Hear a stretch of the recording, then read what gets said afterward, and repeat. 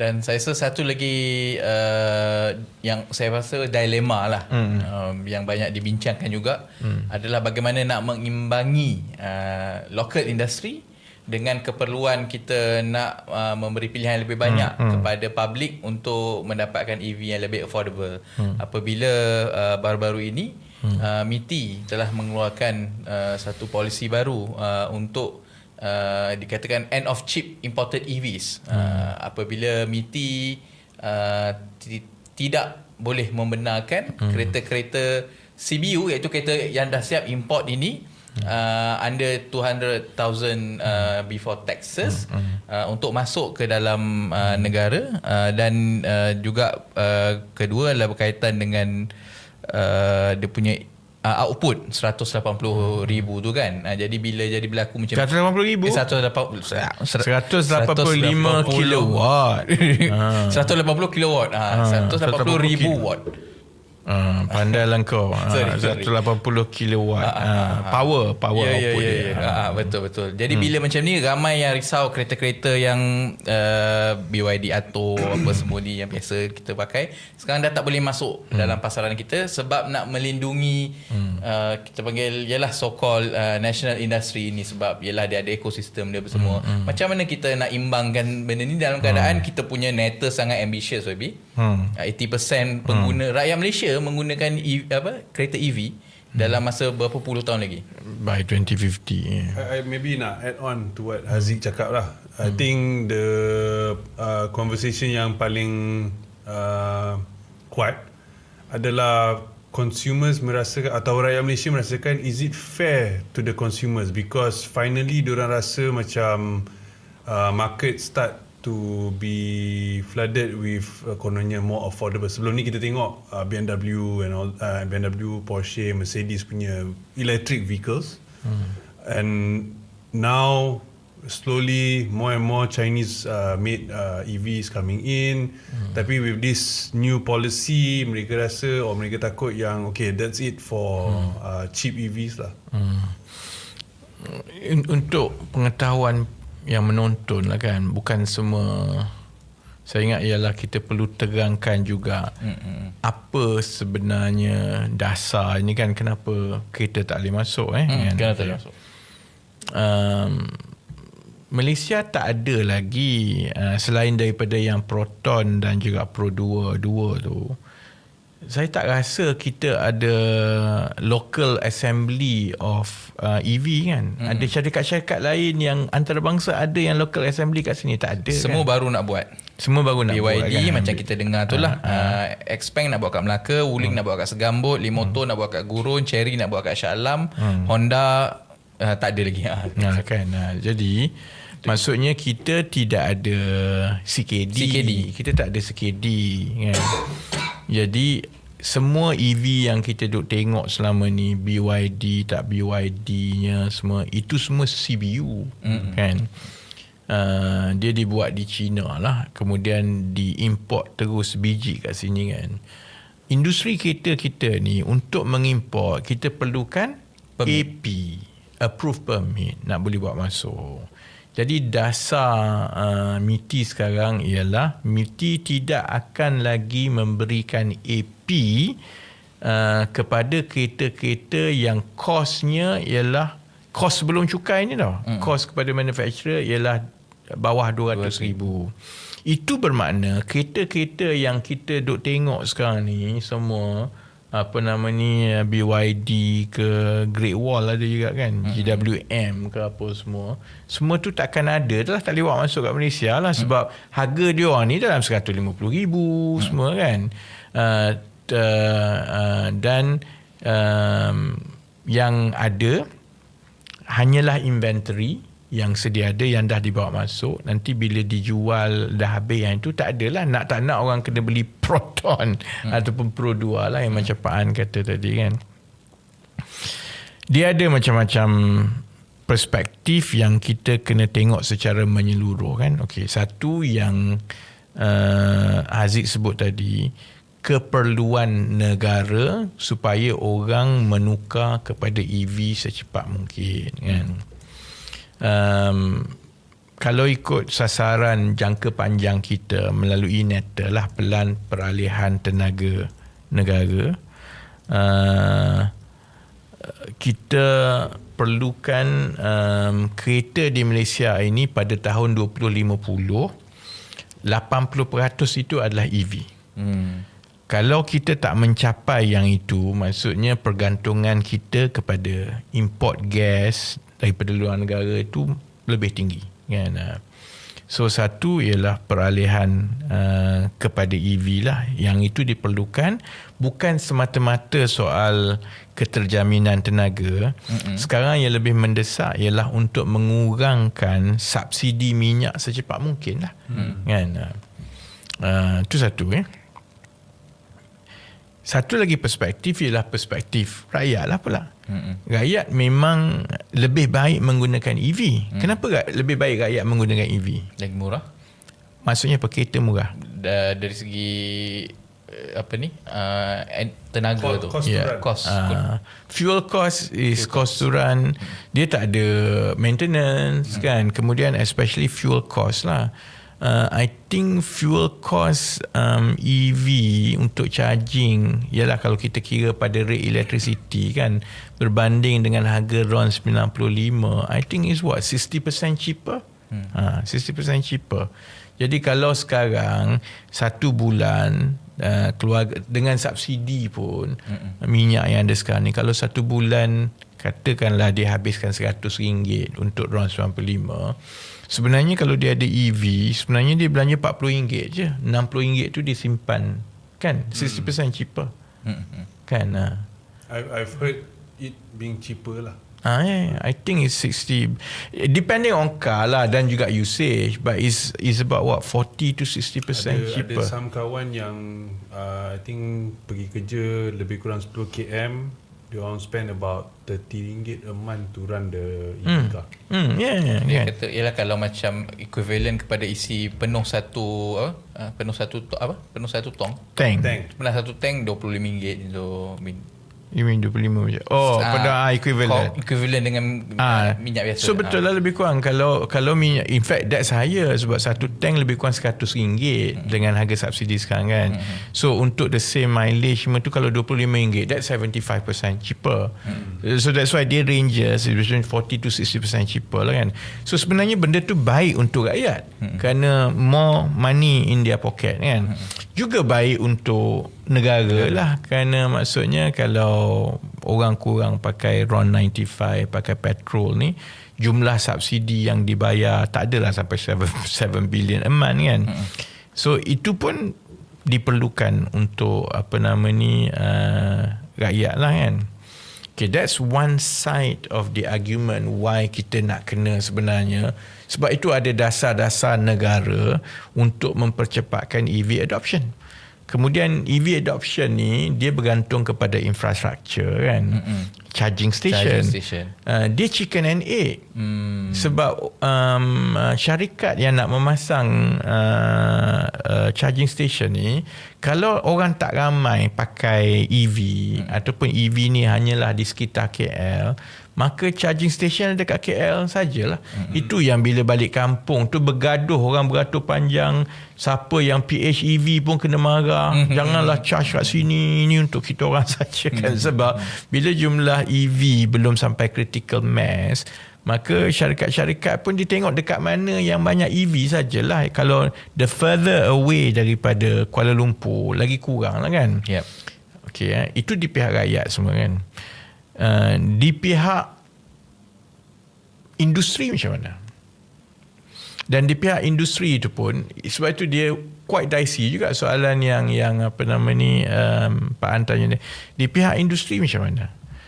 Apa keutamaan negara di pihak industri? Satu ialah kita nak protect jobs, kan. Sebab seperti yang Miti katalah, although is with a caveat sebenarnya, dia kita tak boleh pakai blanket macam itu saja. Caveat daripada Miti begini, kita kena melindungi industri kereta tempatan sebab dia ini bukan hanya untuk Proton atau Pro 2 semata-mata, dia berpuluh ribu syarikat dan pekerja terutamanya sepanjang rantaian nilai komponen kereta itu memerlukan industri ini sebab kalau mereka tidak boleh bersaing dengan kereta-kereta import luar negara ini maka mereka hilang kerja, tutup kedai, itu satu hal lah. Tapi maksudnya pupuslah industri otomotif di Malaysia. Itu argument di peringkat MITI. Kan?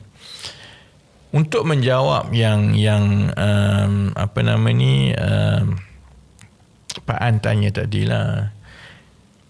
Isu dia bagi saya lah bukannya soal either or. Bukannya soal kalau kita nak bantu rakyat dan kita nak pastikan rakyat mampu ada EV yang mencapai semua matlamat negara mengenai tenaga, kos sara hidup semua tu, maka kita tidak boleh lari, maka industri tempatan Proton, Pro 2 ni dan juga semua pembekal dan juga industri sokongan otomotif akan hancur di Malaysia kerana kalah dengan kereta Cina semua ni kan. It's actually not an either or. It could have been handled better pada pandangan saya kan. Sebab kita ada 6 tahun. Kan bila mula-mula kerajaan bagi tumpuan EV ni 2019-2020. Tax holiday sebab yang jadi isu sekarang ni sebelum ini ada tax holiday. Yang itu pun sebenarnya aku pun tak puas hati sangat sebenarnya. Sebab dia tak berlaku adil kepada semua rakyat Malaysia yang lain daripada luar KL ataupun yang tak mampu. Sebab kalau kereta biasa kena bayar sampai 100% cukai tu. Betul.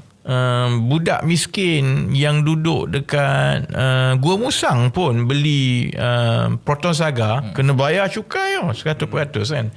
Tapi seorang middle class dia beli BYD RM150,000 kat KL, 1 sen cukai dia tak bayar. Siapa yang buat keputusan tu? Tengku Zafrul. Masa dia Menteri Kewangan dululah. Alasannya ialah untuk menggalakkan penggunaan EV kan. Macam simplistik macam simplistik kan. Dan benda itu berterusan sampai sekarang bila Datuk Seri Johari Ghani jadi MITI baru dia buat keputusan itulah. MOF dulu buat keputusan tax holiday tak ada. Kemudian Datuk Seri Johari Ghani sebenarnya buat keputusan tak boleh bawa masuk pun lagi kan. Sebenarnya kita ada 6 tahun. So saya setuju kita kena bangunkan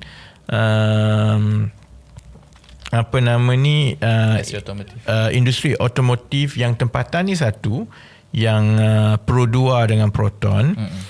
Kita juga nak kena bangunkan CKD lah kat Malaysia. Supaya kalau nak jual, sebaiknya jual yang kat Malaysia, yang pasang di Malaysia lah, macam Honda ke Mercedes ke apa, kerana dia mewujudkan peluang pekerjaan dan dia mewujudkan industri hiliran yang membekalkan komponen semua ni kan, vendor semua. Isu dia ialah di haphazard manner benda ni dibuat. Sebab dia mengejut tau. Tiba-tiba saja dalam tempoh 3 bulan tak boleh langsung dah. Sebelum pelaksanaan. Dan isu yang kedua, dan saya ingat saya tanya benda ni di kabinet tau. Sebenarnya EV ni bagus dan sebagai menteri yang merangka pelan peralihan tenaga tu, saya nak tahu sebenarnya apa plan MITI untuk mempercepatkan EV adoption. Terutamanya juga untuk berlaku adil kepada orang biasa. Kenapa kita tak membenarkan lebih cepat EV yang lebih kecil ni? Sebab EV yang masuk kat Malaysia yang dapat AP sebelum ni, harga dia antara 100 ke 150 ribu. Tapi the moment dia 100-150 ribu, dia sebenarnya out of reach untuk keluarga biasa. negara lain, ialah China lah kan, ada je yang EV 50,000, 60,000. Kenapa tak bagi bawa masuk yang itu? Yang itu yang lagi penting daripada yang 100-150,000 ke atas ni. Ialah jawapan masa itu daripada MITI, saya ingat, ialah sebab nak bagi ruang dan masa kepada Pro 2 dan Proton siapkan EV mereka dalam kategori itu. Supaya rakyat boleh pakai yang itu kan. Aku dah nanti cakap okay, fair enough, tapi jangan lambat sangat, kesian kat orang kan. So finally Proton launch dia punya tahun bila? 2024. IMAS yang pertama should be end of 2024 kan, end of 2024. And then Pro 2 punya tahun lepas 2025 kan. Okay. Then the question is protection yang Pak An tanya tadi kan, adakah kita berlaku adil kepada rakyat bila kita tak benarkan EV yang lebih murah itu daripada luar negara masuk kan? Sorry, silap. IMAS last year baru launch. IMAS last year 2025. Pro 2 pun last year. Pro 2 early this year I think. Baik Now the issue is, kalau kita dah buat planning awal, kita nak tengok Proton dengan Pro 2 launch 2025 semua ni kan, dan untuk kita memastikan ada persaingan EV pada harga yang lebih murah kepada rakyat, sepatutnya 2026 ni kilang CKD ni dah ada lah, dah produce lah. Jadi sepatutnya keputusan untuk tidak membenarkan ataupun mula mengawal kemasukan CBU ni sepatutnya dibuat dengan mengambil kira bila sebenarnya local assembly of CKDs akan berlaku. I don't think that's the case now lah. Dia sangat abrupt. Bila dia abrupt, dalam tempoh 3 bulan tak boleh buat masuk dan hanya membenarkan inventory yang sedia ada, ialah bagus untuk Proton lah, kerana tak nak orang kena beli Proton atau Pro 2 lah kan. Tapi kepada rakyat akan rasa macam kami dipaksa untuk menyokong Proton ataupun Pro 2 tanpa kami ada pilihan sendirilah. Jadi so my view is, in the long term memanglah kita nakkan supaya kita ada persaingan yang sihat dan manufacturing happens locally melalui CKD. Tetapi kalaulah MITI dah ada forward planning lebih awal 2022, 2023 kan, maksudnya pelaburan untuk pasang kereta ni dah dibuat because they already know within 2-3 years begitu semua kan. So keputusan untuk menghentikan AP kepada CBU daripada China ni sepatutnya mengambil kira di those facilities coming online. Yang itu saya tak pasti. Sebenarnya CKD, BYD semua ni bila akan. Tapi ada berita besar, ada berita yang mengatakan BYD mungkin takkan buka dah kat sini.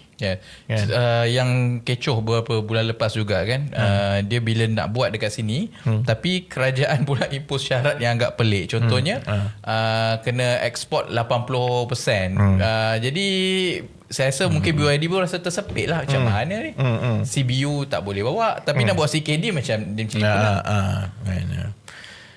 Jadi sebab itu bila ada kritikan kepada MITI, Datuk Seri Johari Ghani semua, dan yalah semua orang tahu Datuk Seri Johari Ghani adalah salah seorang business partner Tan Sri Said Mokhtar. Tan Sri Said Mokhtar control 51% of Proton.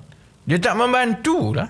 Kalau macam itu kan, dia takkan membantu lah kan. Jadi I think sepatutnya lah, memanglah dia bukan straightforward, sebab benda ni bukan benda mudah lah. Maksudnya untuk memastikan semua itu dapat dicapai kan, EV adoption dapat dicapai mengikut perancangan, kemudian harga EV itu berpatutan kepada rakyat, golongan berpendapatan rendah sebenarnya mampu membeli EV. Kita membangunkan industri EV, industri otomotif tempatan, semua tu kan.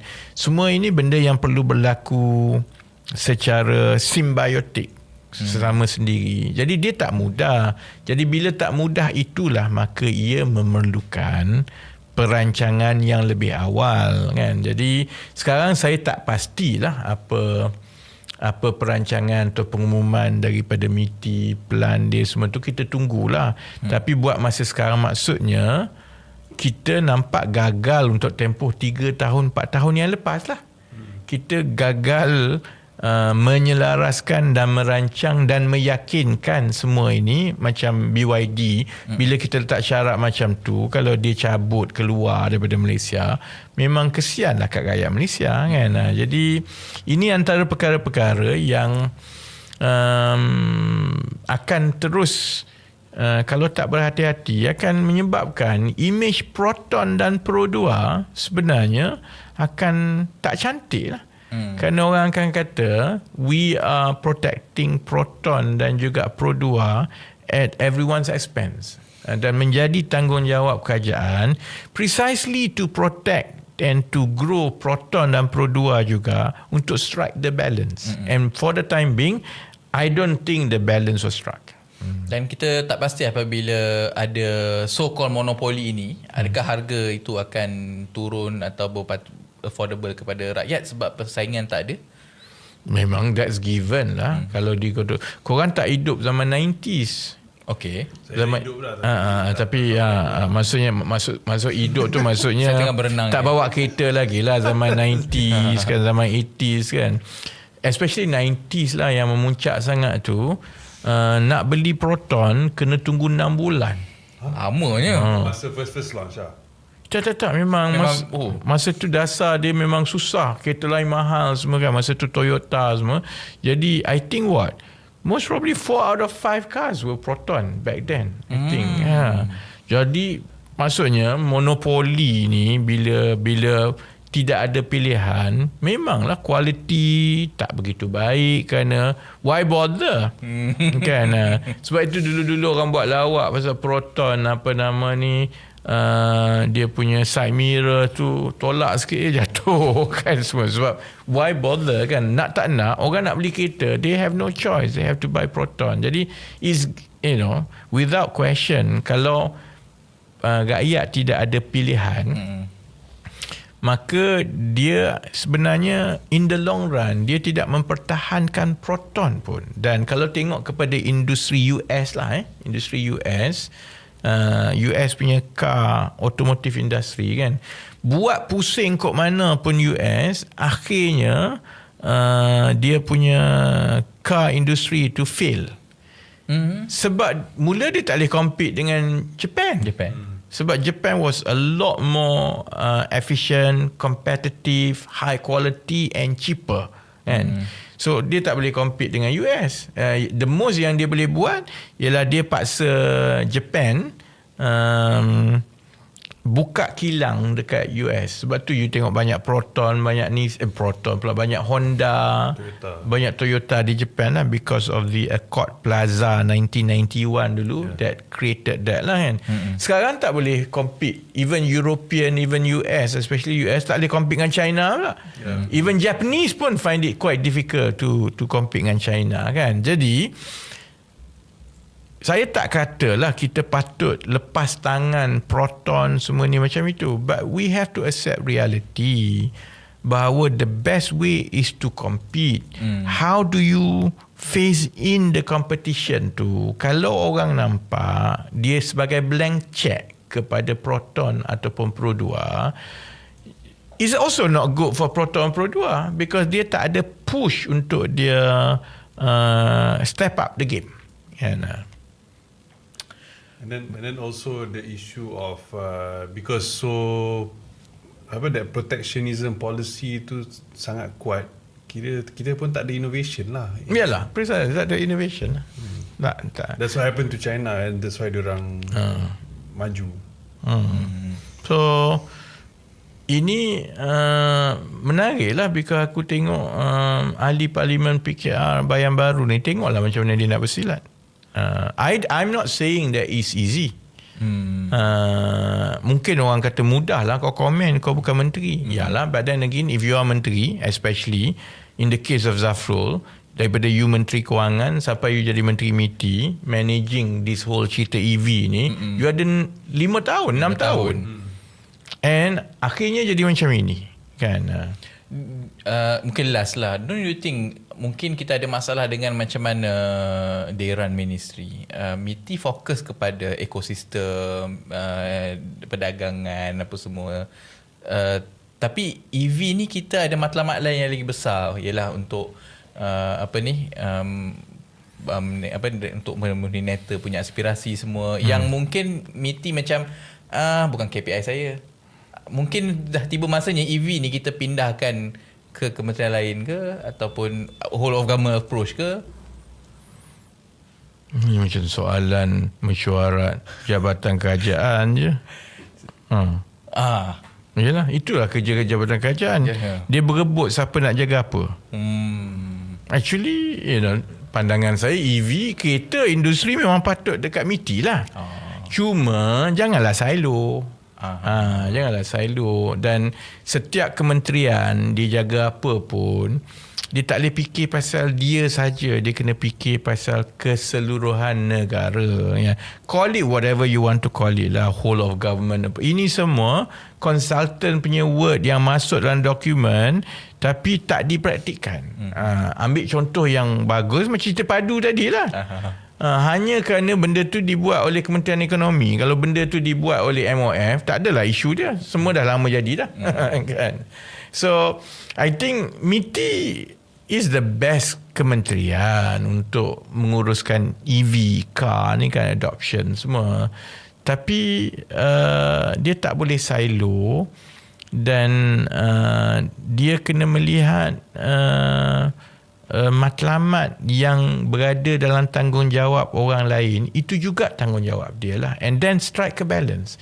Dia tak boleh ambil pendekatan yang tugas aku ialah untuk menunjukkan industri berkembang, pelaburan lebih tinggi, boleh buat TikTok pasal hebatnya aku bawa pelabur, never mind the cost to society. Itu tak boleh lah. Okay, baik. Kita dalam 2 jam 26